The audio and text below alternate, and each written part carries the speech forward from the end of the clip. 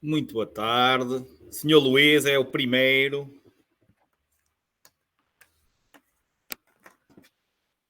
Boa tarde, boa tarde. Estavam todos aí à portinha. Hã? Estavam todos aí à portinha à espera para entrar. Ora bem. Diogo, boa tarde. Tayane, boa tarde. Boa tarde, Catarina. Ok. Hoje, como é uma aula livre, certo? Livre, aberta, ok? Eu coloquei os links em vários grupos, portanto é normal que entrem aí convidados, alunos de outra turma, portanto, obviamente, sejam bem-vindos todos, ok? Já sabem, quem não ainda ou é a primeira vez, para me responderem é escrever no chat, ok? Obviamente são todos bem-vindos, daí nós estarmos a abrir a aula hoje, uma aula aberta, portanto, independentemente da turma, independentemente de inscrição formalizada ou não, eu coloquei nos vários grupos o link para que possam assistir livremente e, obviamente, tendo dúvidas, questionarem o que pretenderem, ok? Rui, boa tarde. Catarina, Maura. Boa tarde, boa tarde, boa tarde, boa tarde. Isto se tiverem, obviamente, vontade de maturar. Espero que sim. Apesar de eu ser chato, é para o vosso bem. Como é que estão essas avaliações? Falando diretamente para os alunos da turma de setembro, como é que está isso? As aulinhas estão direitinhas? Não se esqueçam que para a semana são as últimas 3 aulas. É verdade. Deste módulo, para a semana já termina este módulo. Portanto, é o 15, 16 e 17. Boa, ótimo. Então, está tudo feito? Ótimo. Quer dizer que estou no bom caminho. Quem tiver uma ou outra atrasada, ok? Pronto, é normal, é o ritmo. Num... Com calma, Tayana, ok? No seu caso, já lhe disse, se precisar de alguma ajuda, até com a Drybox diretamente, desloca-se, combina com o seu gestor, desloca-se à escola, até faz lá a aula à frente dele ou lá na escola, que já dá outro tipo de ajuda, se calhar. E já é mais fácil para si. Ok? Certo? Portanto, vocês podem também sempre optar, até sei que tem dificuldades, se tiver alguma dúvida, comunica com o seu gestor, marca lá na escola e até passa lá tipo 1 hora ou 2 ou uma tarde e o seu gestor tenta ajudar, que é para, ok, não se atrasar. Pronto, isto é só mais chamar a atenção no sentido de tentarem perceber que para a semana já são as últimas 3 aulas da formação do MCOM. Depois tem o módulo seguinte e okay, tem todo um processo a desenrolar para fazerem testes, ok? Mas nas próximas aulas vamos, obviamente, falando, ok?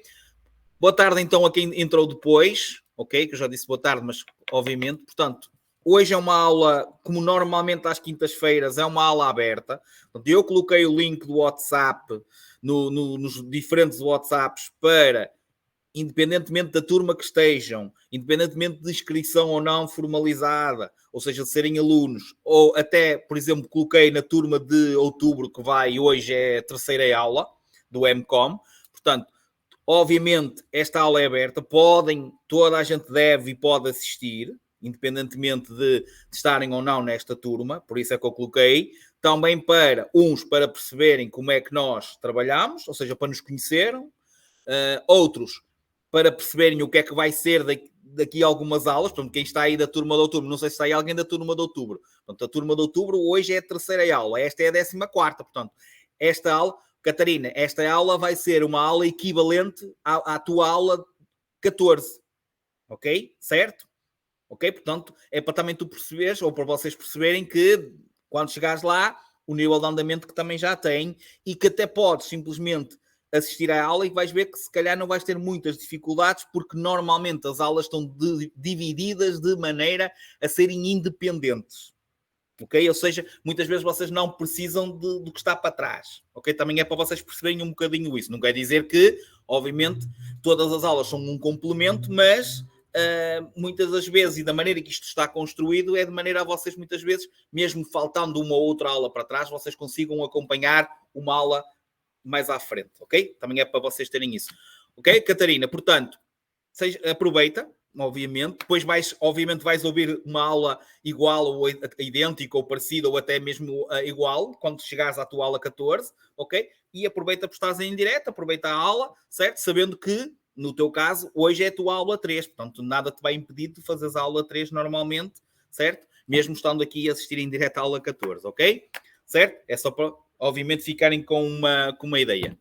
Ora bem, vamos iniciar então. Portanto, acho que já está feito e acho que já está explicado para todos. Exatamente. Catarina, portanto, são todos bem-vindos. Quem está aí de uma forma livre, sem fazer inscrição nenhuma, aproveite, obviamente, esta aula gratuita. Neste caso é gratuito, ok? E pronto, e conheçam-nos, certo? E os outros, obviamente, turma de setembro. Atenção, mais uma aula em que vocês no final vão ter que fazer lá os testes de treino e a vossa avaliação. E os outros, obviamente, sejam bem-vindos, que será uma aula futura, então, ou alguns de turmas anteriores, de agosto, de junho, de julho, que estão a relembrar, alguns já com um exame feito, às vezes entram, já aconteceu de ter alunos já com a parte já estão na condução ou mesmo o exame de condução e entraram, só para dar as boas-vindas, ok? Portanto, mais uma vez, boa tarde a todos. Posso iniciar? Vamos lá para a festa. Ok? Para a alegria. Ora bem, portanto, MCOM 14, vamos ou não? Estou à espera da vossa resposta. Sim, fixe, likes, corações. Ok. Está a ver. Os da turma de setembro estão um bocadinho embordinhados. Ai, meu Deus. Ok, vamos lá. Portanto, MCOM 14, estamos na unidade 3, vamos aqui ver os objetivos. Portanto, estamos na unidade 3, vamos continuar mais uma aula, ou seja, a próxima aula de segunda-feira ainda será, como vocês estão a ver aqui, unidade 3 e já a unidade 4 também, ok? Mas hoje vamos continuar na unidade 3 e vamos basicamente... vamos basicamente continuar aquela parte dos sistemas, ou seja, estamos na parte da mecânica, para quem estiver aí e seja a primeira vez, estamos na parte da mecânica, portanto já começamos na parte exterior do veículo, olhando para imagens e vocês tentarem descobrir se aquilo era um ligeiro, se era um pesado, se era de mercadoria, se era passageiro, se era um motociclo. Também já passamos para o interior do veículo. Como é que se chama o interior do veículo, meninos? Turma de setembro, interior do veículo. Como é que chama? Que nome é que eu lhe dei? O habitáculo, muito bem, certo? E depois, dentro do habitáculo, nós já começamos a falar das várias luzinhas que acendem no painel de instrumentos, certo? E falamos também já dos sistemas do veículo, que foi aí quando terminamos. Faz parte dos constituintes do veículo. Falámos no sistema de transmissão, no sistema de lubrificação, no sistema de refrigeração, no sistema elétrico, certo? E terminamos no sistema de suspensão, ok? No sistema de suspensão, nós estávamos a falar, e foi aí quando terminaram os objetivos da aula, e nós terminámos a falar no que fazia parte as molas e os amortecedores, certo? E depois...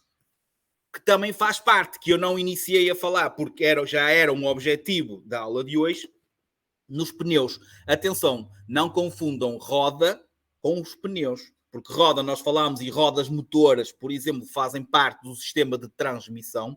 O pneu, aquela parte preta, ok, faz parte do sistema de suspensão. Portanto, apesar de estar colado, obviamente, à roda, à jante, digamos, ok, a roda motora faz parte do sistema de transmissão, o pneu faz parte do sistema de suspensão.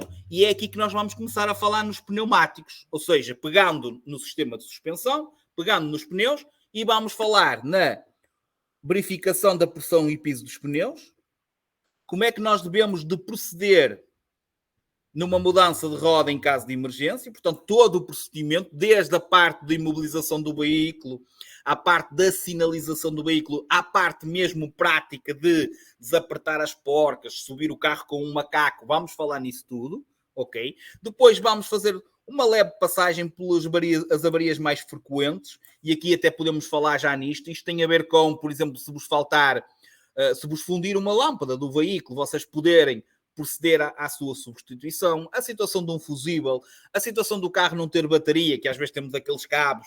Portanto, são avarias frequentes que acontecem, ok? E que são de fácil resolução por parte do condutor, que pode ele, sem se deslocar a uma oficina, pode ele fazer essa substituição das luzes, pode ele pôr o carro a trabalhar, etc, ok? Depois, esta parte da chapa de matrícula, já falámos, basicamente, ok? Falámos que qualquer veículo a motor que circule na via pública tem que ter matrícula, ok? Não se esqueçam, regra geral, para os automóveis normais, 2 chapas, uma matrícula. Portanto, quantas matrículas é que tem um veículo? Tem uma. Pode ter 2 chapas, ok? Mas a matrícula é mesmo. Depois, e aqui sim, vamos voltar a falar, ou seja, uma coisa também importante e que vos vai sair algumas perguntas ou bastantes perguntas sobre isto, que tem a ver com as inspeções.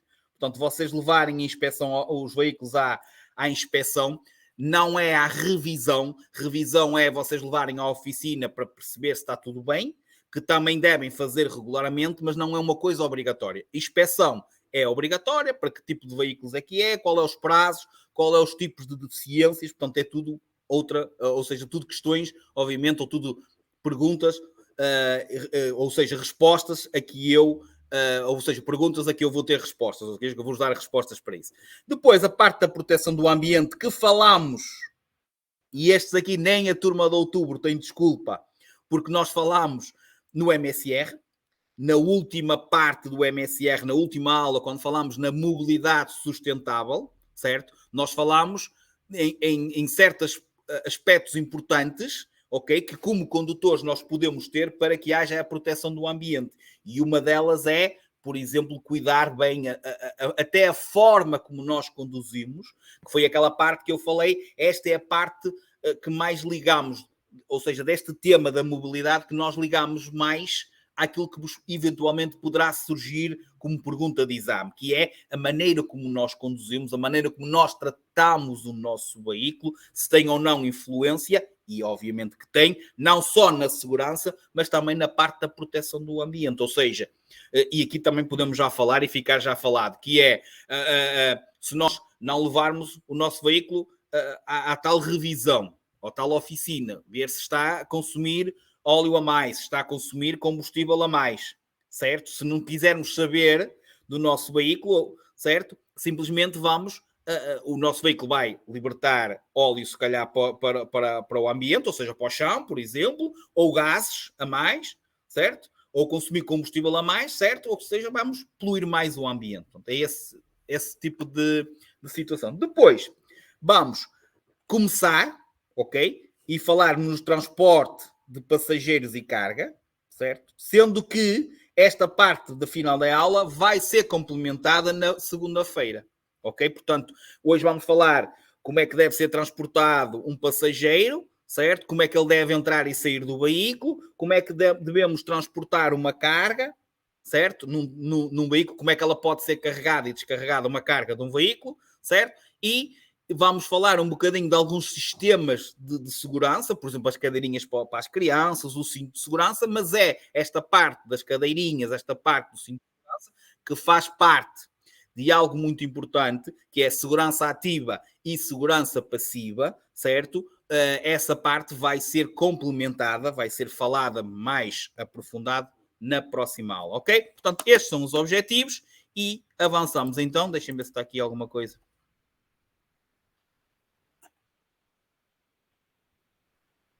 Ok. Muito bem. Certo. Ok. Pronto, já conseguem ver o vídeo, correto? Sim ou não? Ok. Muito bem. Vamos lá então. Pneumáticos.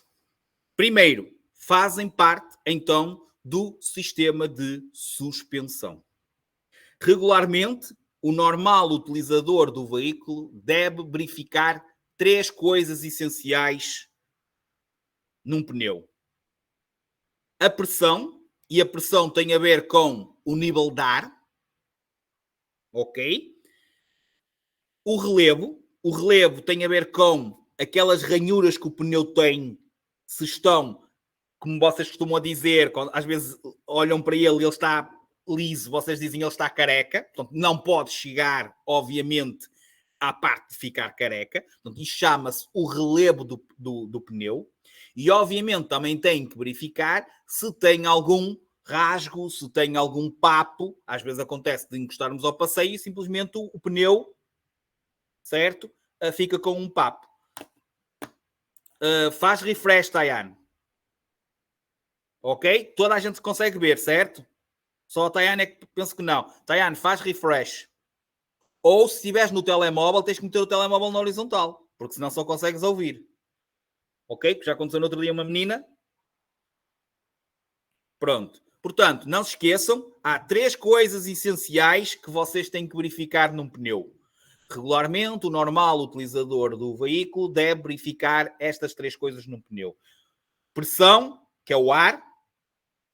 Ok? Relevo, que tem a ver com as tais fissuras, aqueles buraquinhos, certo? Que tem que ter um determinado relevo, vamos já falar. E, obviamente, se ele tem lanhos, ou seja, se ele tem rasgos, se ele tem algum papo.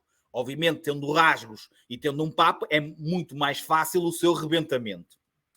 Em relação à pressão, pergunta de exame, a pressão dos pneus deve ser verificada enquanto eles estejam frios.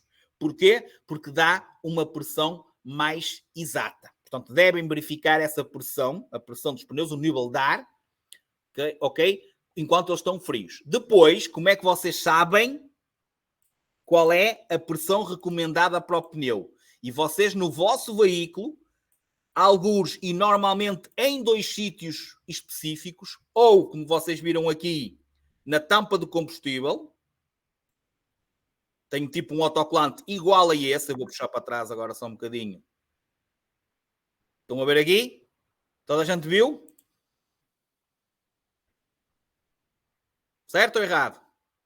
Ok. Muito bem. Ou então alguns têm no rebordo da porta. Ou seja, vocês abrem a porta, regra geral, do lado do condutor e tem lá este autocolante naquele rebordo, escondido, certo? Vocês abrem, normalmente está lá colado.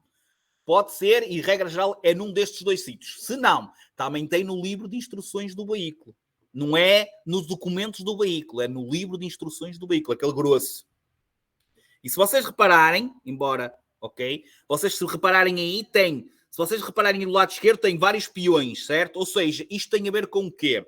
Eles dão a pressão mínima e a pressão máxima, ou seja, dão-vos intervalo, e mediante esse intervalo, se o veículo estiver normalmente a andar mais carregado, ou seja, com mais pessoas ou com mais carga ou com menos carga, vocês dentro desse intervalo regulam a pressão ou mais perto do mínimo dentro desse intervalo ou mais perto do máximo, dependendo se o veículo anda mais ou menos carregado. Atenção que há examinadores que no dia do exame de condução perguntam como é que vocês sabem a pressão que vocês têm que meter no pneu. E vocês dizem, há um autocolante que no carro da escola de condução está ou na porta, ok, ou normalmente nos carros ou está na porta ou está no coisa, e nós verificamos. Portanto, é a recomendada pelo fabricante. Portanto, isto tem a ver com a pressão. Em relação ao relevo, ok, é um relevo estabelecido, ou seja, não varia de pneus, de benção de pneus. Varia, sim, de categoria para categoria de veículo. Ok? Portanto, o relevo mínimo, e isto sai, e há mais uma vez, há examinadores que perguntam no dia do exame de condução qual é o relevo mínimo para os pneus de um veículo ligeiro. Ok? O que é isto, o relevo mínimo? É tal o limite mínimo. A partir dali, vocês têm que substituir o pneu. Não pode chegar ao careca. E o relevo mínimo para os veículos ligeiros é de 1,6 milímetros. Relevo mínimo para os veículos ligeiros é 1,6 milímetros. Ou seja, para todos cuja sua massa máxima seja não superior aos tais 3.500 kg. Lá está, ligeiro. Para motociclos e para veículos pesados, ok, eu sei que sai, Cris, para motociclos e veículos pesados, o relevo mínimo é 1 milímetro. Portanto, ligeiros, 1,6 milímetros, relevo mínimo, okay? Portanto, eles podem ter, quando compram, eles têm mais, são novos, e depois começam com o desgaste, e quando chegam a esse 1,6, ou no caso dos pesados e dos motociclos, quando chegam ao 1 milímetro, certo? Vocês têm de substituir, ou seja, têm que trocar os pneus por uns pneus novos. Ok? Muito importante também que também vos sai.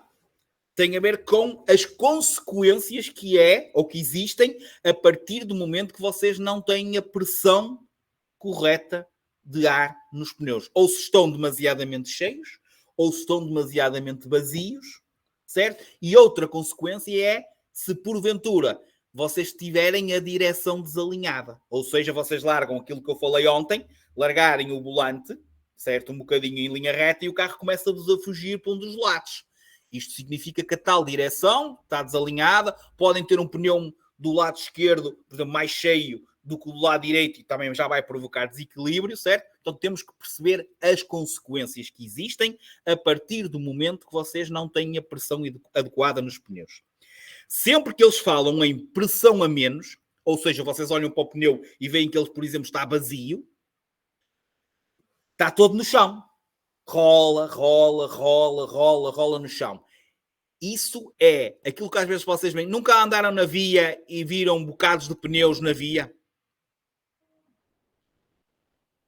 Nunca viram bocados de pneus na via? Às vezes bocados esfarrapados? Nunca viram? Nunca presenciaram isso? Ou fugiram todos? Agora ninguém me responde. Não? Isso acontece quando há um rebentamento de um pneu. E a probabilidade de um pneu rebentar é grande quando vocês olham para o pneu, por exemplo, como vocês estão a ver agora aí, na imagem, o pneu estava vazio. E se vocês circularem com ele com pressão a menos, o pneu vai aquecer, vai sobreaquecer. O que é sobreaquecer? Aquecer mais do que devia e vai rebentar por sobreaquecimento. Portanto, pressão a menos, aquece mais depressa e o pneu rebenta por sobreaquecimento. Ok? E por isso é que ele se desfaz. Rebenta e começa-se a desfazer aos bocadinhos. Porque sobreaqueceu. Eu costumo dizer, o que é que aquece mais depressa? Uma chaleira com muita água ou uma chaleira com pouca água? Com pouca água aquece mais depressa. Então, um pneu com pressão a menos aquece mais depressa.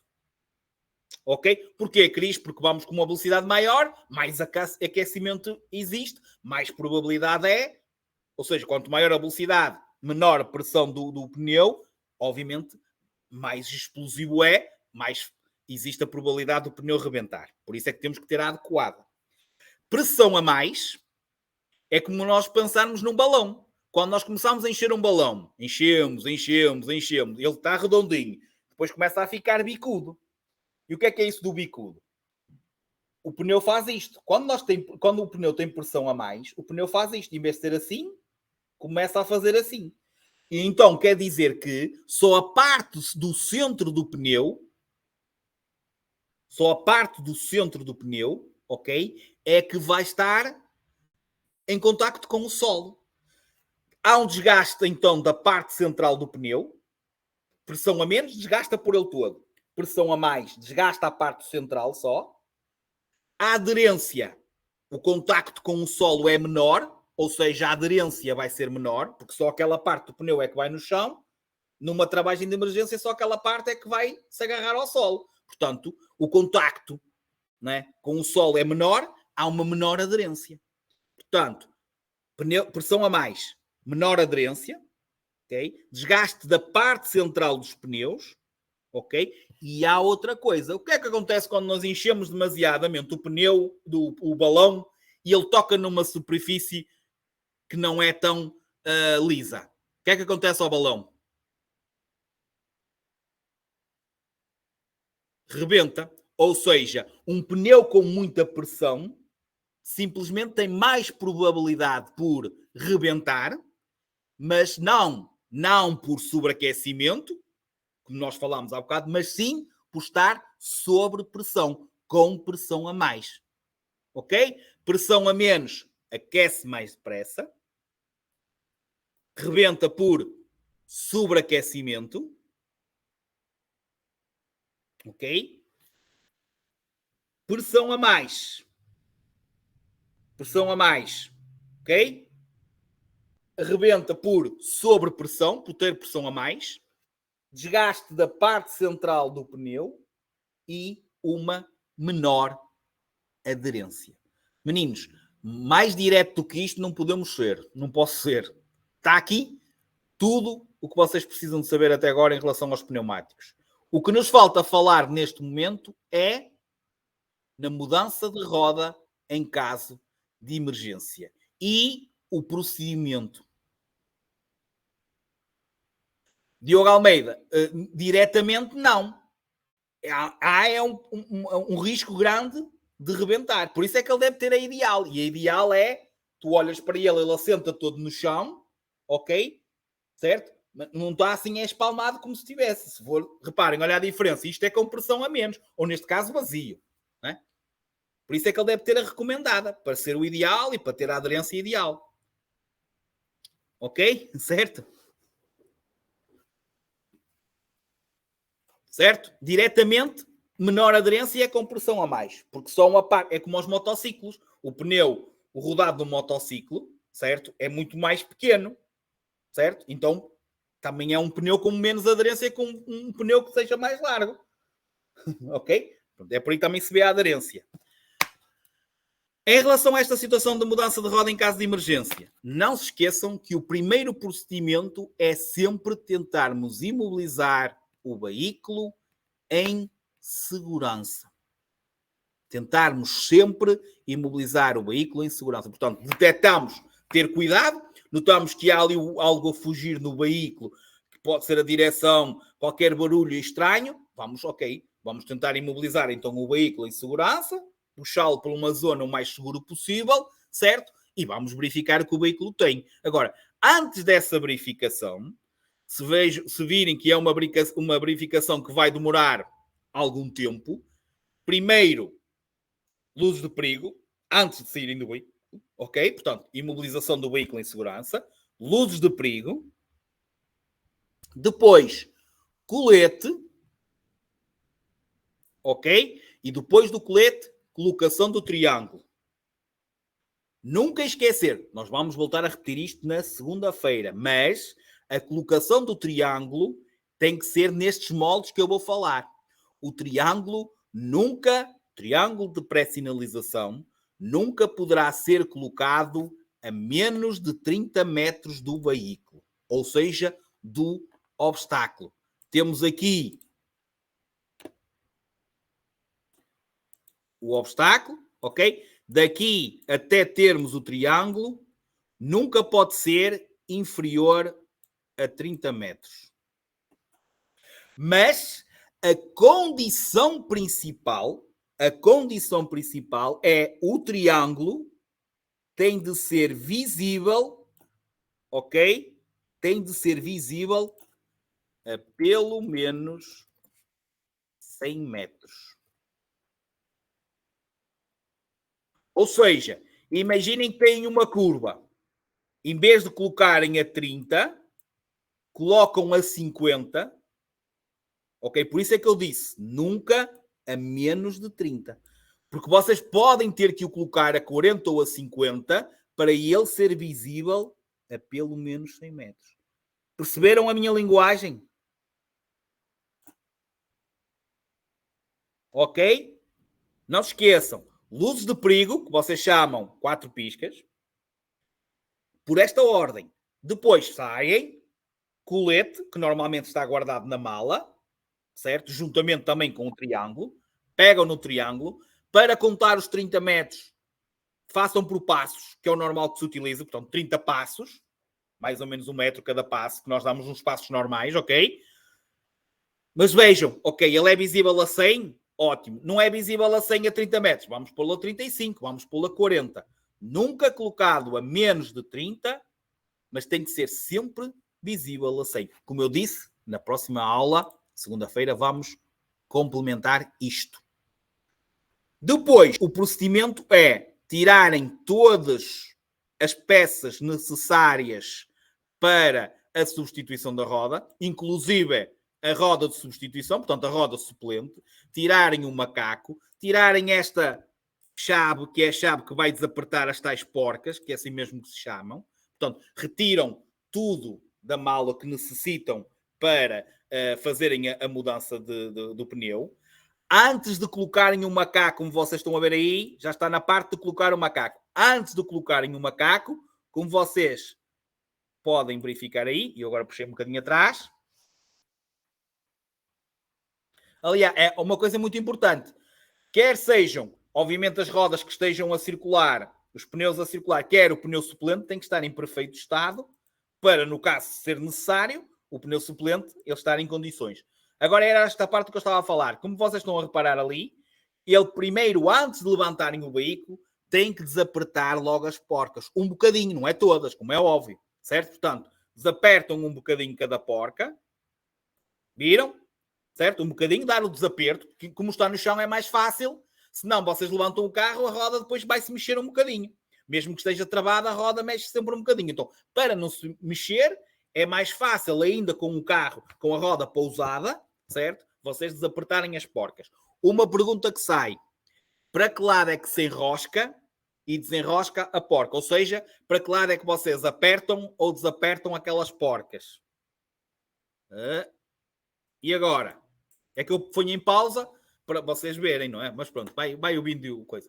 Para que lado, ouve só, Tayane, que isto é ouvindo que consegue chegar lá. Para que lado é que aperta ou desaperta as porcas? É vocês pegarem numa garrafa de água ou numa garrafa qualquer e a rolha. Pegam na garrafa e têm a rolha. Para que lado é que vocês abrem? Ok? Aperta para a direita, desaperta para a esquerda. É como a garrafa, é como vocês abrem a rolha. Portanto, desenroscar a porca é para a esquerda, enroscar, ou seja, aperta para a direita, desaperta para a esquerda, aperta para a direita. Metem o macaco, sobem o macaco, atenção, subam até uma altura suficiente, não só para tirarem o pneu que está vazio, não se esqueçam que o outro que vai entrar está cheio. Portanto, não façam só, como alguns fazem, que levantam só de maneira a sair o pneu e depois querem meter o outro e o outro não entra. Portanto, levantem bem o veículo de modo a que consigam, obviamente, tirar o pneu que está vazio e inserirem o pneu que está bom. Nesse caso, depois de acertarem lá, apertam um bocadinho as porcas. Tentem sempre apertar em cruz, ou seja, em cima, em baixo, esquerda, direita, em cima, em baixo, esquerda, direita, sempre o mais em cruz possível, um bocado uma, um bocado outra, um bocado uma, um bocado outra. Estão a entender? Certo? Certo ou não? Estão a entender o que eu estou a dizer, correto? Ok. Depois baixam o macaco e quando o macaco estiver no chão, vocês dão um aperto final. Desapertam o macaquinho cá em baixo e agora o aperto final vai ficar bem apertado. Basicamente, é isto que vocês têm que fazer. Não se esqueçam, o pneu suplente tem que estar em condições. Se for este tipo de pneus que vocês estão a ver, reparem que ele tem lá um índice de velocidade. Ou seja, tem que cumprir a velocidade máxima que está lá inscrita naquele pneu suplente. Perceberam ou não? Aliás, há veículos que agora nem pneu suplente têm, que a maior parte deles nem bem mais depressa com um kit para tratar de furos, ok? Colar furos, do que pneu suplente. Alguns têm e a roda é igual.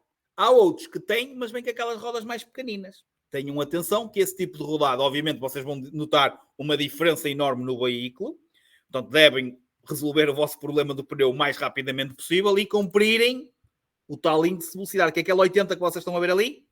Aquilo é o índice de velocidade. Quer dizer que este pneu não pode rolar, não pode circular a mais de 80 km por hora. Ok? Alguma dúvida? Pneumáticos, check, tudo falado? Já agora, embora não tenha esteja diretamente ligado com esta situação dos pneumáticos, a situação de que nós falamos do sistema de travagem ontem, o sistema de travagem, atenção, é o primeiro sistema que tem que ser testado após a lavagem do veículo. Ok? Esta informação ficou por dizer ontem. Portanto, quando vocês lavam o veículo, vocês sabem que depois começa a escorrer muitas vezes gordura e pode ir para as rodas e para o sistema de travagem. Portanto, o sistema de travagem é o primeiro sistema que tem que ser testado após a lavagem do veículo. Portanto, devem, antes de sair do local onde lavaram, experimentar bem o sistema de travagem. Ok? Não sei se vos saiu essa pergunta, mas é uma pergunta que sai. Muito bem. Registrem já aí. Primeira palavra-chave, aula MCOM 14, número 85. Portanto, primeira palavra-chave. Ok? Certo? Que saiu, Cris. Ótimo. Portanto, primeira palavra-chave, aula 14, MCOM 14, número 85. 85. Ora bem, continuando. Aqui, vou-vos pedir desculpa, porque este vídeo tem 50 minutos, embora não seja para ver hoje todo, tem 50 minutos, e como tinha 50 minutos, infelizmente, como vocês estão a ver aí, a qualidade do mesmo, e eu não tive ainda a oportunidade de substituir, certo? Ainda está assim um bocado, tenho que o cortar e dividir em dois, porque ele ficou com, pronto, não está nítido como os outros, certo? Portanto, desde já peço desculpa pela qualidade do vídeo. Muito bem. Em relação às inspeções periódicas obrigatórias, primeiro, não confundir mais uma vez, não confundir inspeções periódicas obrigatórias com revisão do veículo. Uma coisa é vocês levarem o vosso veículo à revisão, que é a oficina, para ver se está tudo direitinho. Outra coisa é as inspeções periódicas obrigatórias, que, como diz o nome, inspeções periódicas obrigatórias são de caráter obrigatório. Portanto, os automóveis, todos, há os seus reboques, alguns, os que têm matrícula própria, portanto, os semi-reboques, os reboques dos veículos pesados têm que ir também à inspeção. Os motociclos, pela nova lei, também têm que ir à inspeção, embora continue a não haver centros ainda a fazerem, porque não estão preparados para, mas já saiu a lei. Portanto, pensa-se que vai ser a partir de janeiro, esperemos que seja, então, já que saiu na lei, certo? Portanto, a partir de janeiro que seja também obrigatório para os motociclos, não para todos. Inicialmente eram os 250, eles agora querem pôr os de 125 também, ou seja, a partir dos 125, ok? Portanto, obviamente este tipo de perguntas ainda não vos saem em relação aos motociclos, porque ainda não estão a fazer, ok? Mas fica já aqui dado e fica já falado, e vamos obviamente falar já em prazos. Portanto, estas inspeções servem, ou seja, visam confirmar com regularidade, que por isso é que depois, no início, são mais espaçadas, mas depois passam a ser anuais, todos os anos, ok? Portanto, visam confirmar com regularidade a manutenção das boas condições de funcionamento e segurança de um veículo. São testados órgãos como travagem, suspensão, os gases, as luzes estão a iluminar bem, se não, se têm luzes, estão a funcionar, se não, se estão altas, se estão baixas, ok? Portanto, até a altura das luzes. Folgas no veículo.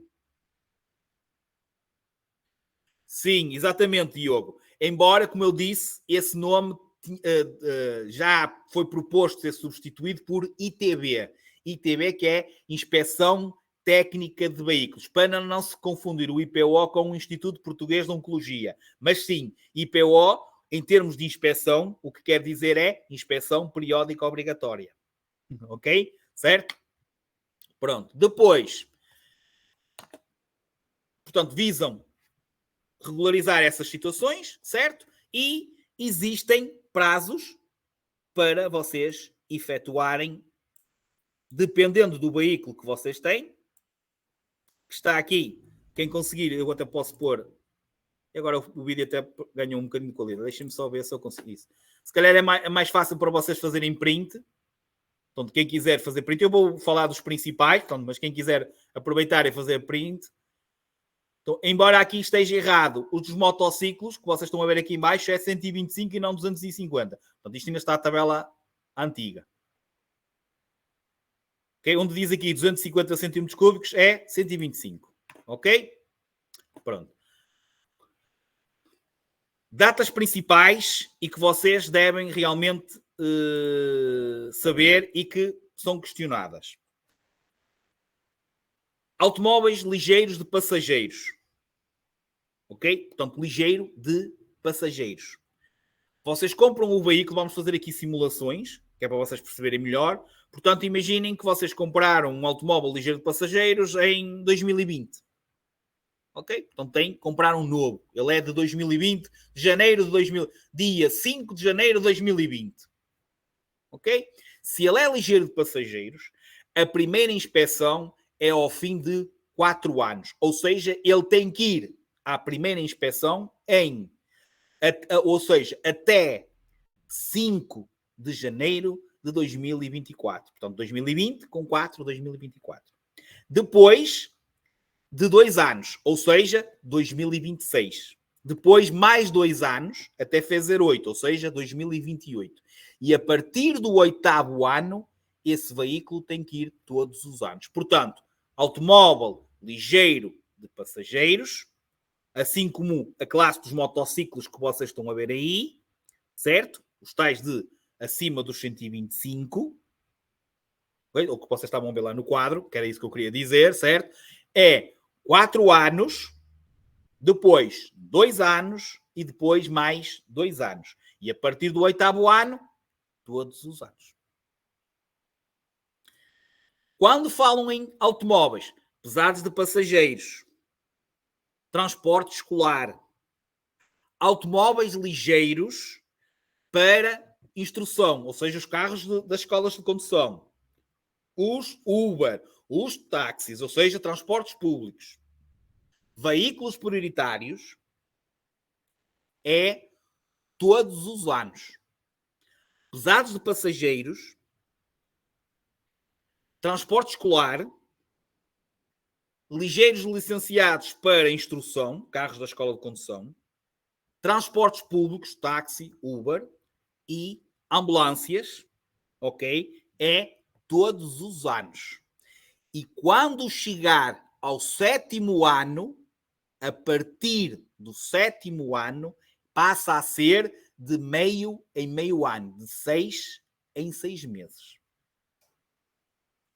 Se for um pesado de mercadorias, é todos os anos. Ou seja, não há chegar ao 7º passar a meio ano. Portanto, os automóveis pesados de mercadorias é anualmente, todos os anos. Ou seja, 2020, 2021, 2022, 2023, 2024. Ok?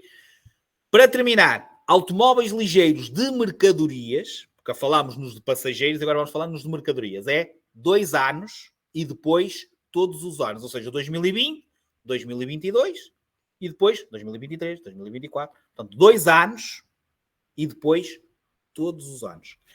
Em termos de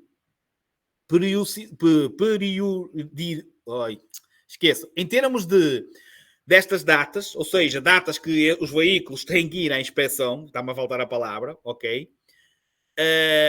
As únicas 2 perguntas que eu sei que saem, e que normalmente são as que saem, ou seja, em termos de datas, é de uma ambulância. Ok? É de uma ambulância. Diz, por exemplo, a ambulância é de 2002. Ok? A ambulância é de 2002 e pergunta quando é que tem que ir à primeira inspeção. E diz 2003, 2004, 2005. E vocês dizem 2003, porque é um ano. Ambulâncias é todos os anos e a partir do 7º ano, ok? A partir do 7º ano, meio ano. A outra é igual a esta, diz que a ambulância é na mesma de 2002, só que as respostas são após 1 ano, após 2 ou após 3. E vocês respondem após 1 ano. Já saiu, Abneles? Sai sempre. Normalmente é esta que sai, ok? Atenção, estamos a falar em termos de prazos. Importante. Onde é que são realizadas estas inspeções? Em centro de inspeções especializados. Não precisa, por exemplo, de ser no centro de inspeções da área de residência. Vocês podem estar de férias e podem escolher o centro de inspeções que quiserem já que o vosso veículo tem que fazer, vocês escolhem, desde que seja um centro de inspeções próprio, ou seja, credenciado, que tenha autorização para fazer este tipo de inspeções aos veículos. Portanto, não precisa, porque sai lá, não precisa de ser no centro de inspeções da área de residência.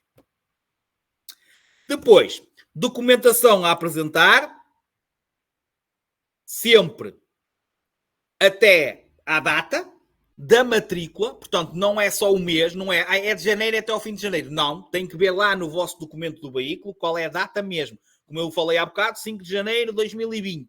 Ou seja, é até 5 de janeiro se for o tal ligeiro de passageiros, 5 de janeiro de 2020. Podem fazer nos 3 meses antes que antecedem. Ou seja, vocês podem ir no mês anterior ou 2 meses antes. Se fizerem a inspeção a menos de 3 meses, da data que termina, é válido, ou seja, toma logo a data seguinte. Ok? Tem que apresentar o certificado de matrícula, o documento único, vocês muitas vezes ouvem falar no librete, ok? Portanto, tem que apresentar a documentação do veículo e tem que apresentar, se já tiver, a ficha da última inspeção. Ou seja, se for a primeira, só o documento único do veículo e fazerem o pagamento. Se já tiveram uma inspeção antes, tem que levar, para além do documento do veículo, a ficha da última inspeção.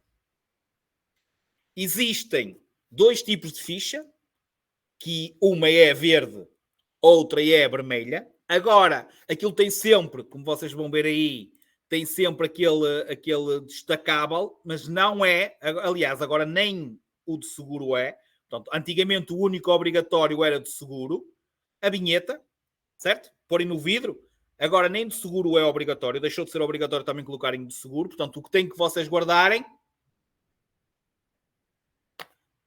onde vocês têm é que guardar a folha. Diogo, o que eu estava a dizer é que para fazerem inspeção do veículo, vocês para fazer inscrição, para fazer inspeção, têm que levar o documento único do veículo. Okay? Se o veículo for a primeira inspeção, é só mesmo esse documento.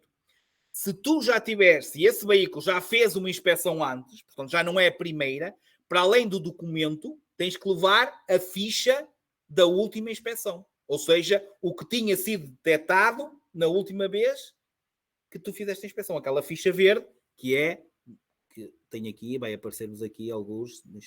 Exatamente, pronto. É tipo uma ficha como vocês estão a ver aí, certo? Uma folha tipo A4 grande. Ok? Pronto. Se o veículo passar, é emitida uma ficha de cor verde. Se o veículo reprovar, é emitida uma vinheta, uma ficha de cor vermelha. A de cor verde, a validade é sempre, dependendo do veículo, a data que nós falámos há bocado. Em termos de cor vermelha, a validade é 30 dias, que é o tempo que vocês têm para compor as anomalias e voltarem lá para fazerem uma reinspeção, reinspecionar o veículo. E como é que ele passa e como é que ele reprova? Existem 3 tipos de deficiência. Deficiência do tipo 1, deficiências do tipo 2 e deficiências do tipo 3. Por ordem de gravidade, a tipo 1 é as menos graves, depois são as tipo 2 e depois as tipo 3. Para reprovar, que é perguntas que os sai também, para reprovarem na inspeção, o veículo reprova quando tem do tipo 1 mais de 5. Portanto, do tipo 1 pode ter até 5. Reprova na inspeção um veículo que tenha mais de 5 deficiências do tipo 1. Do tipo 2 e do tipo 3, basta ter uma. Portanto, reprova na inspeção um veículo que tenha uma deficiência do tipo 2 ou uma deficiência, pelo menos uma deficiência do tipo 3. Basta uma do tipo 2 ou uma do tipo 3 para ser emitida uma vinheta de cor vermelha. Diogo, percebido que eu te respondi à pergunta que fizeste? Está ok? Em relação ao restante, dúvidas sobre as inspeções?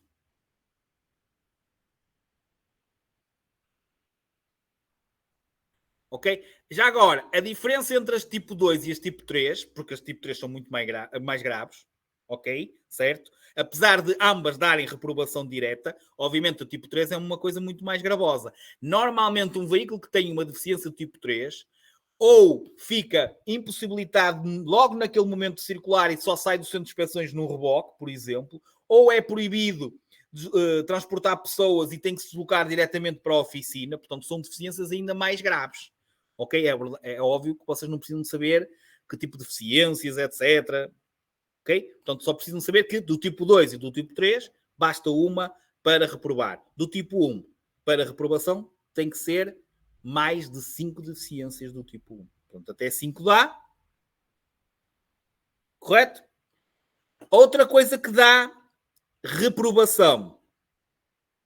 E por isso é que a todos os veículos que já tenham tido uma inspeção e eles pedem a ficha da última inspeção, no ato de inscrição pedem então a ficha da última vez que fizeram, porque se estiver lá uma deficiência do tipo 1, que foi notada, por exemplo, o ano passado, e simplesmente vocês chegarem lá e forem reincidentes, ou seja, o carro continua a ter aquela deficiência, mesmo sendo do tipo 1, eles vão-vos reprovar o veículo. Quer dizer que eles anotaram e vocês não fizeram o que ele mandou. Portanto, também dá reprovação se for repetida uma deficiência, mesmo sendo do tipo 1, obviamente, do ano anterior ou da última vez que fez a inspeção. Está entendido isso? Sim? Podemos avançar? Ok.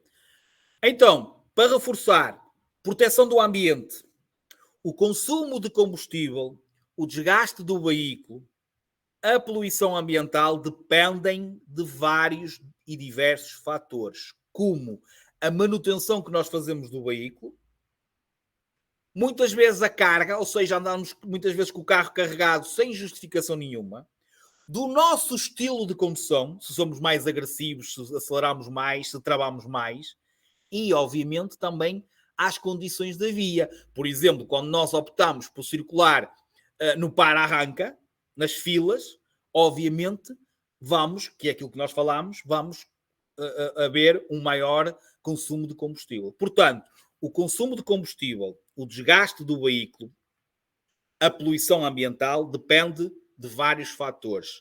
Da manutenção que nós fazemos do veículo, desde a parte da ignição, que é dar à chave, a carburação do motor, certo? Ou seja, as tais revisões que nós devemos fazer na marca para que o veículo esteja em pleno funcionamento, ok? Certo? Depois da carga, andar com peso desnecessário afeta, obviamente.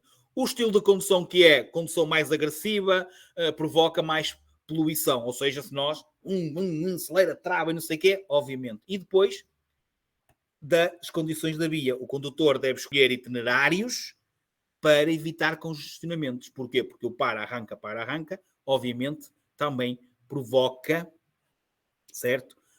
Um maior consumo de combustíveis, um maior consumo de óleo, ok? Está entendido? Era só mais uma chamada de atenção. Por isso é que eles dizem, por exemplo, que quando nós falamos na mudança do óleo, o que normalmente acontece é que a maior parte dos condutores hoje em dia simplesmente abre o capô, vê que não está ao nível, o que é que faz? Acrescenta. Não vai mudá-lo. Nem vai tão pouco a uma oficina especializada. E que depois tiram o óleo é reciclado, deitam um óleo em condições, certo? Percebem? Até nesse simples gesto, e há uma pergunta que sai, ok, em relação a isto, não é que deve fazer a verificação nas oficinas especializadas, ok? Porque isso também é importante para a manutenção do nosso veículo. Ok? Certo? Muito bem. Passamos então para a transporte. O transporte de pessoas e de carga. Começando pelo transporte de pessoas. Ainda hoje estava a dar uma aula de condução. Levei duas meninas comigo e vou parar aqui a imagem. Levei 2 meninas comigo porque vão brevemente a exame e, obviamente, chegou uma altura em que terminamos. Uma terminou a sua aula e vamos trocar. Ou seja, o condutor, a menina que estava a conduzir sai para vir a outra menina. E o que é que a menina transportada no banco de trás fez? Saiu erradamente do veículo. Porquê? Porque saiu para o lado da faixa de rodagem. Coisas que nós falamos aqui e que aprendemos aqui e que, por exemplo, se acontecer um exame, o examinador já vos está a dar na cabeça, sem motivo nenhum. Portanto, a entrada e a saída de passageiros, estamos a falar do passageiro, não estamos a falar do condutor, nem do passageiro transportado no banco da frente. Estamos a falar nos passageiros transportados no banco de trás, em que tem 2 portas, ou seja, uma de cada lado, tem 2 hipóteses para saírem. Então, não se esqueçam, vocês têm que sair sempre pelo lado permitido. Entrar e sair um passageiro transportado no banco de trás, tem que entrar e sair do veículo pelo lado permitido à paragem. Por isso é que vocês, e eu parei aqui a imagem, se imobilizarmos o veículo do lado direito, o passageiro transportado no banco de trás tem que sair pelo lado direito. Se tiver lá alguém, sai esse, deixa sair, que é o que acontece muitas vezes em exame, o instrutor sai para sair o aluno, ok? Certo? E do lado esquerdo, estacionamos do lado esquerdo, que é a imagem do carro azul do lado esquerdo. Portanto, essas são as portas que têm que se abrir.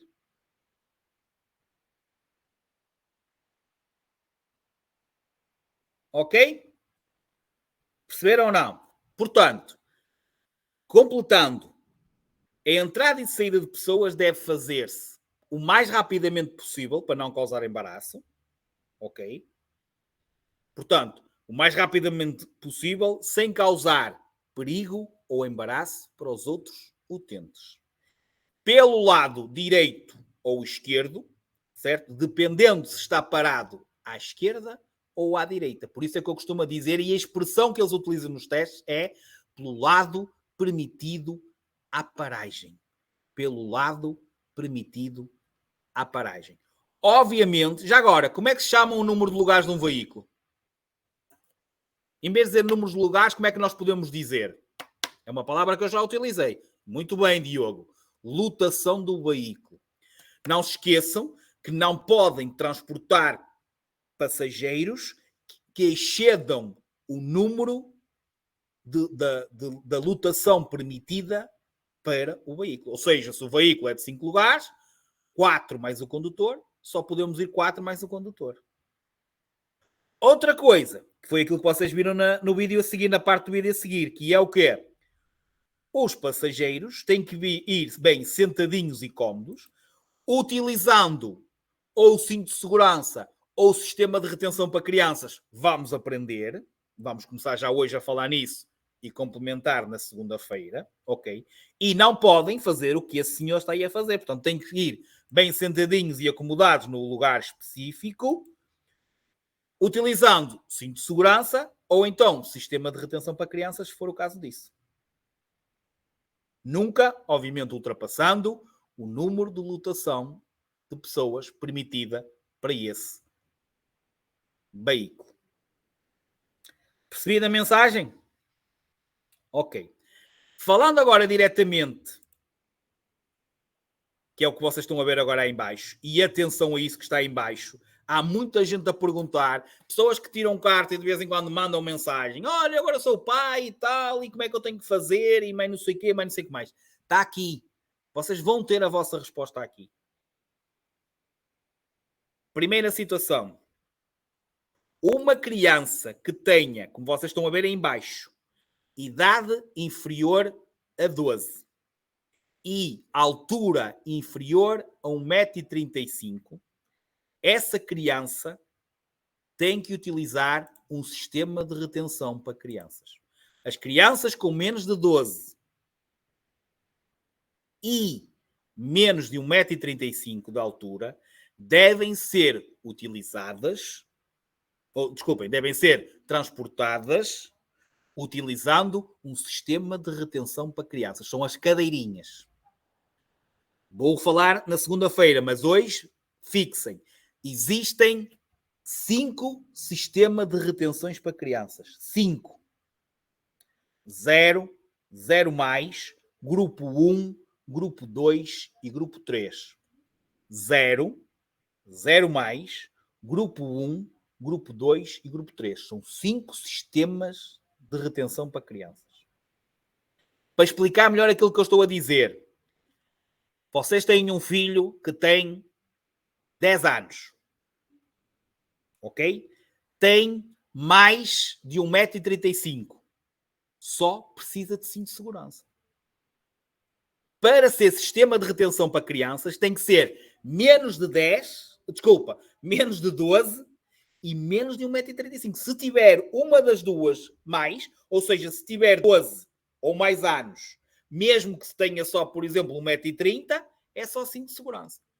Para ser sistema de retenção para crianças, tem que ter menos de 12 e menos de 1,35 m. Entendido? Perceberam? Sim ou não? Mais ou menos? Está a ir? Pronto. Outra coisa. Atenção às perguntas que vos saem. Quando eles perguntam o sistema de retenção para crianças depende, eles dizem, da idade e do tamanho.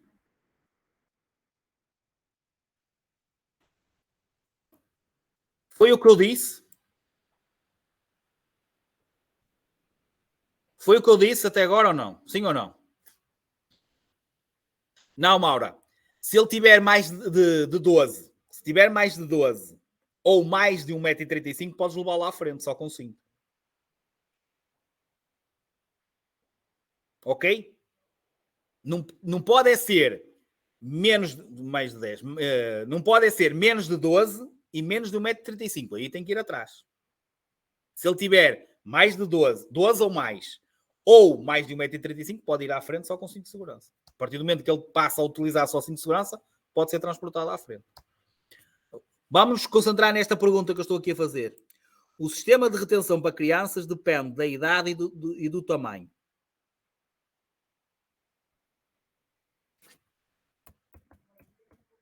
Errado. O que eles estão a perguntar aqui é o tamanho da cadeira. E como nós vamos ver numa aula mais à frente, o tamanho da cadeira vai depender tamanho e peso. Nunca é a idade. Vocês enganam-se sempre nesta pergunta. Para que é que conta a idade? Para que é que conta a idade? Se ele tem que utilizar cinto de segurança ou cadeirinha. Eles estão a perguntar o tamanho da cadeirinha depende. Quer dizer que aquela criança, eles estão a dizer, eu tenho uma criança. Quando eles fazem esta pergunta, eles estão a dizer, eu tenho uma criança que tem menos de 12 e menos de 1,35 m e tem que a pôr numa cadeirinha. E o tamanho dessa cadeirinha vai depender do tamanho e do peso. Nunca da idade. E a pergunta que eles fazem é, eles fazem uma afirmação a dizer a idade. E vocês têm que dizer se é certo ou errado. E aposto com vocês que vai haver quem me pergunte, quem me manda este print desta pergunta. A pena é eu não ter tanta certeza como nos números do Euro Milhões, que eu devia ter a mesma certeza, que eu estava rico neste caso. Perceberam aquilo que eu estou a dizer ou não? Mas está mesmo percebido? Para sentar à frente, basta ou ter mais de 12, 12 ou mais, eu costumo dizer mais de 11, pronto, 12 ou mais de 1,35 m. Ou então as duas coisas. E já podem ser transportadas à frente, cinto de segurança. Okay? Se tiver menos das duas coisas, sistema de retenção para crianças. Ok? Mas já agora, e isto também é obviamente importante para quem também é pai, e não só, porque se não são agora, possivelmente mais à frente serão. Ok? Só se tiver uma pode o quê? E existe, não percebi. Uma que é?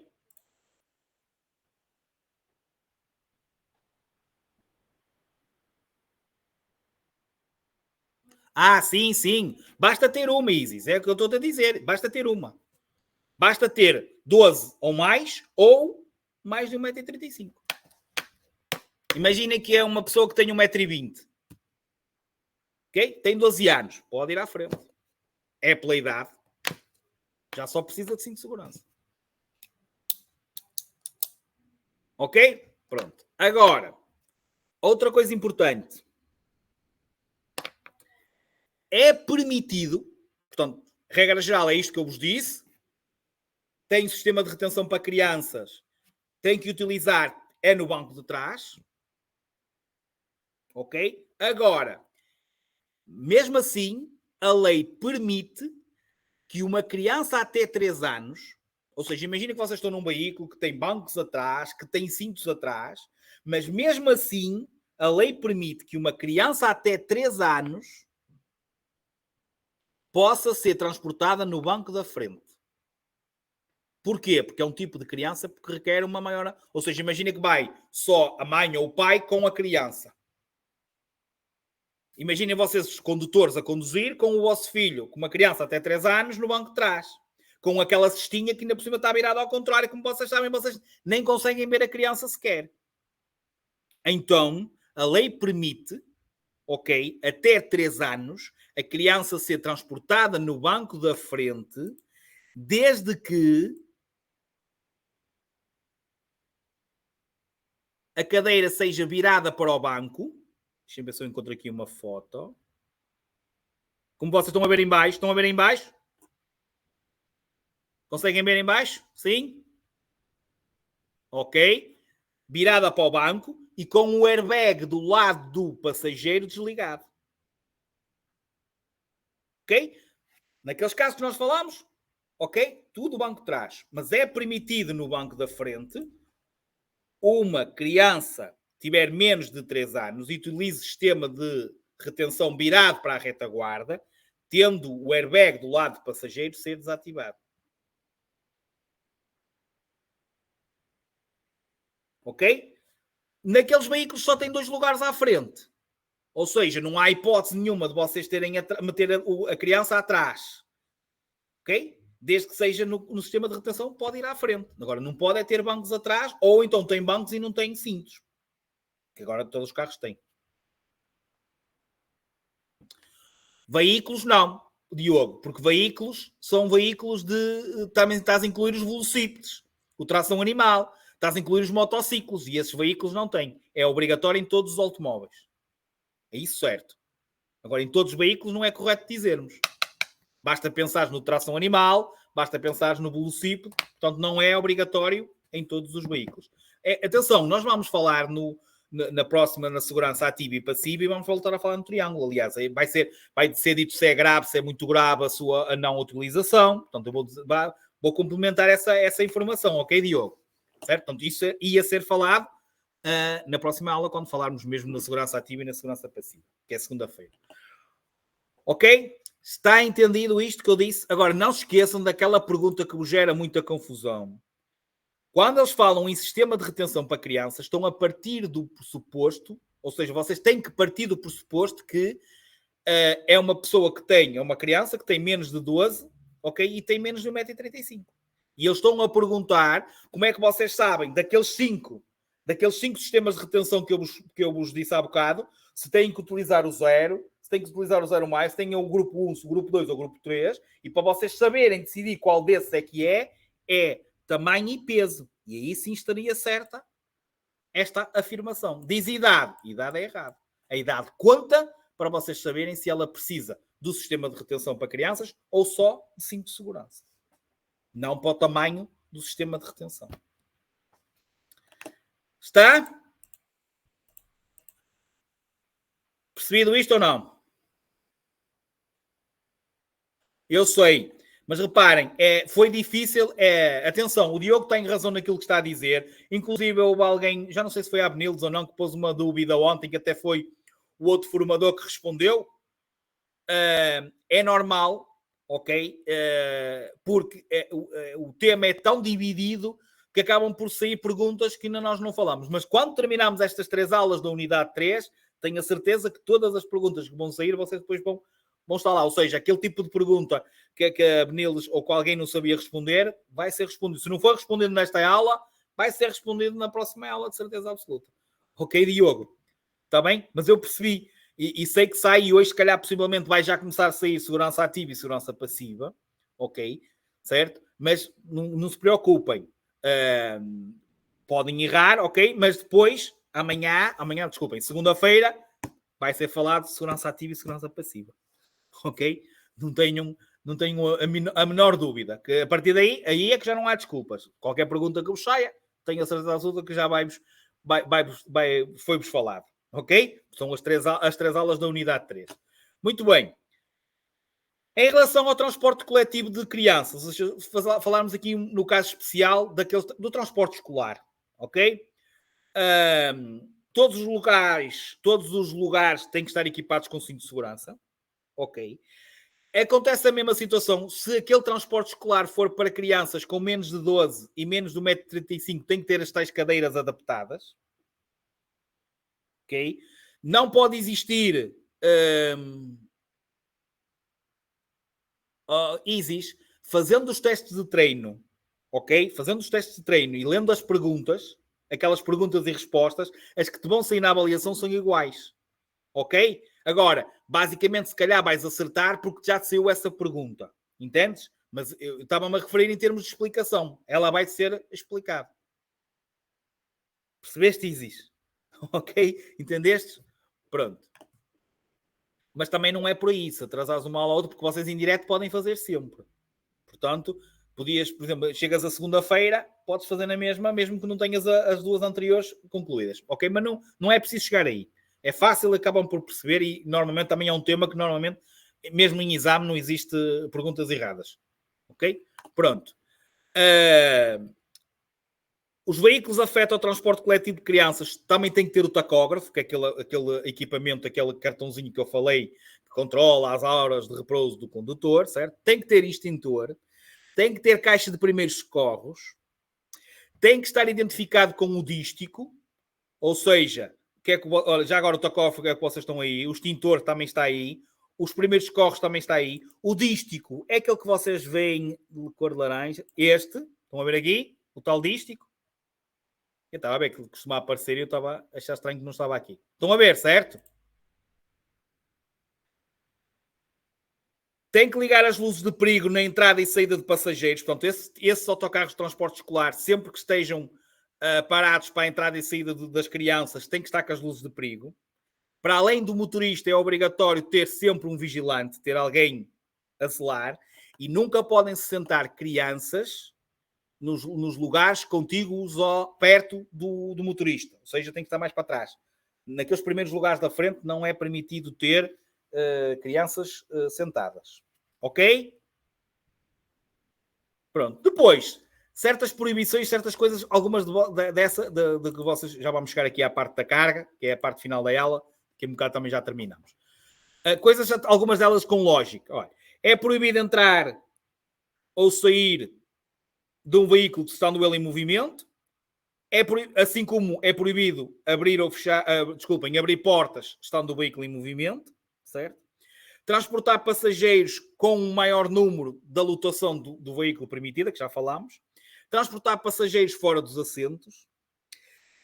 Transportar passageiros nos velocípedes, salvo nos destinados a tal. Portanto, há aqueles velocípedes que às vezes têm 2 ou 3 lugares, certo? 2 ou 3 assentos, sim. Se não tiver, só pode ir mesmo o condutor, como é que é óbvio.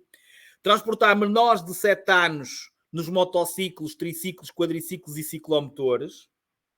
Portanto, todos os motociclos, triciclos, quadriciclos e ciclomotores que não tenham a caixa rígida, que não tenham aquela capota, não é permitido o transporte de crianças, ou seja, de menores de 7 anos.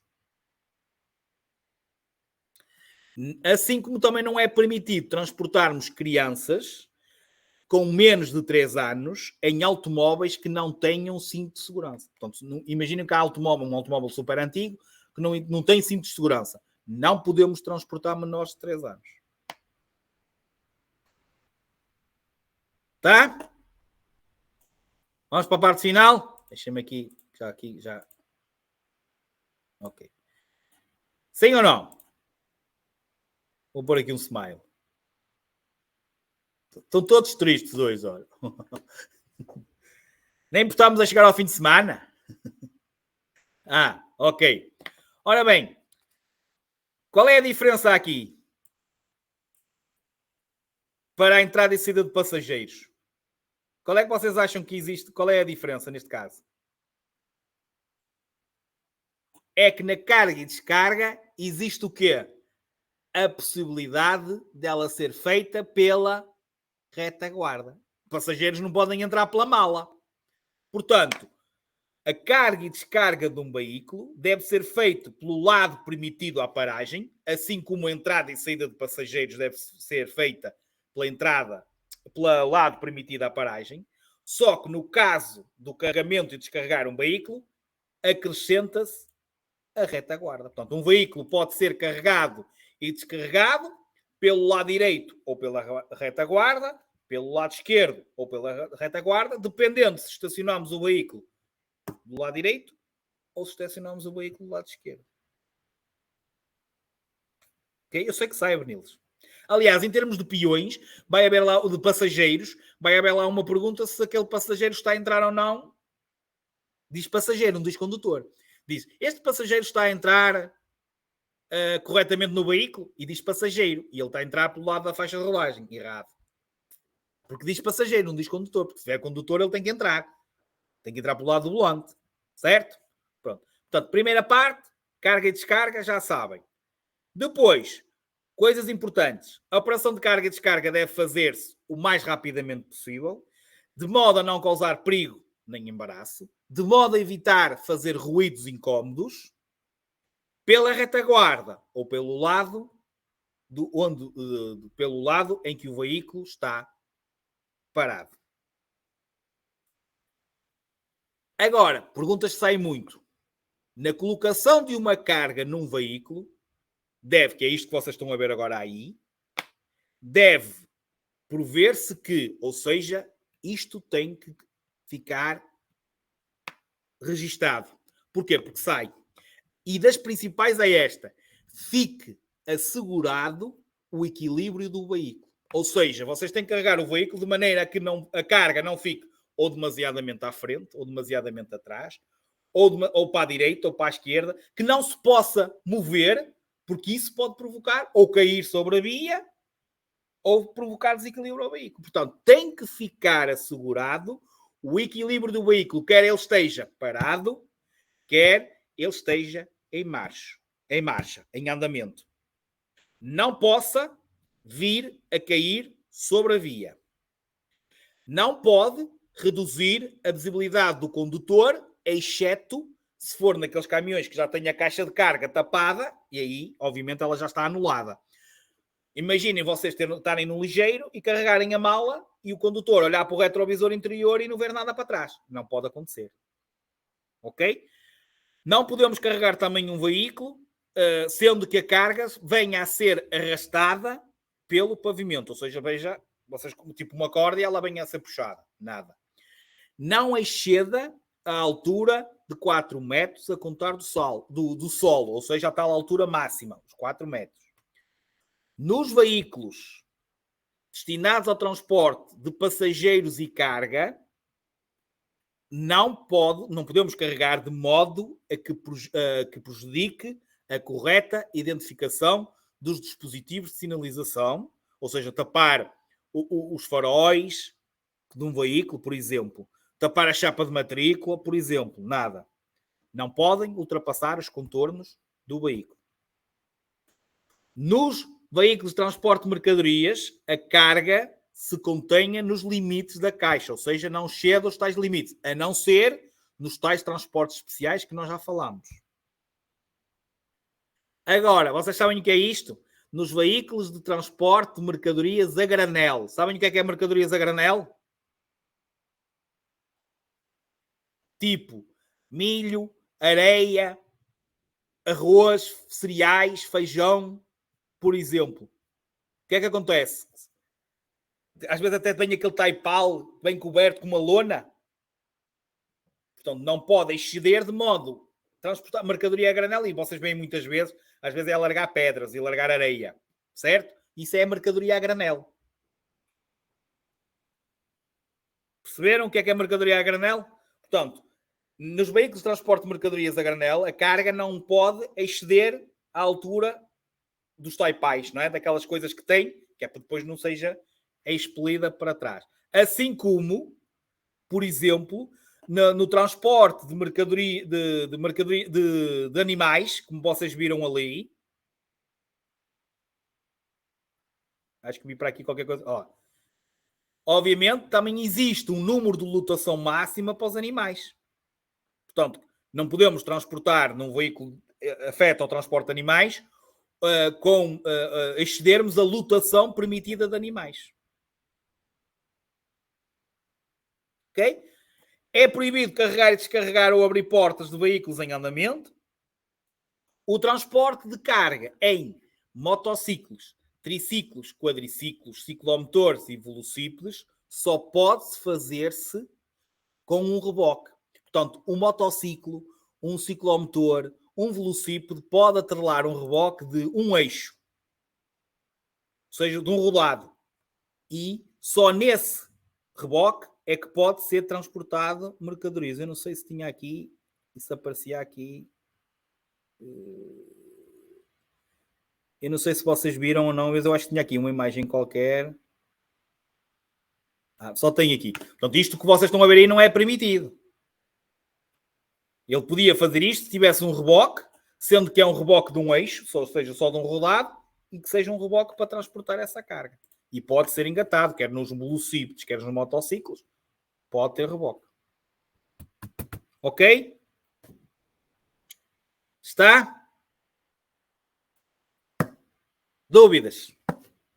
Por mim, está feito. Como eu disse, se vos sair alguma situação de segurança ativa, de segurança passiva, vamos falar na próxima aula. Ok? Assim como vamos falar nos motociclos. Correto? Alright? Ora bem. Segunda palavra-chave, número 40.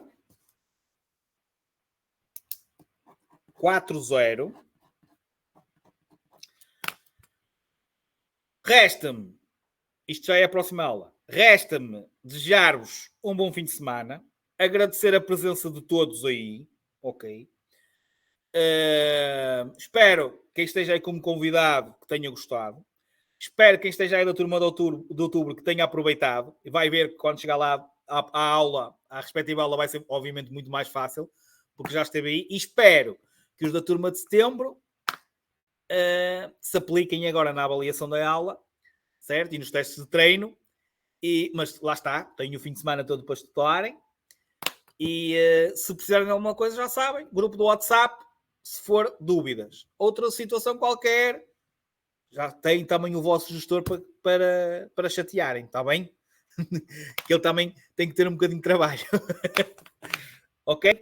Obrigado a todos, bom fim de semana e desculpem lá alguma coisa, ok?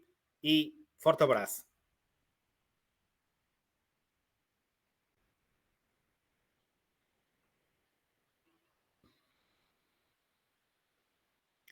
MCOM 14.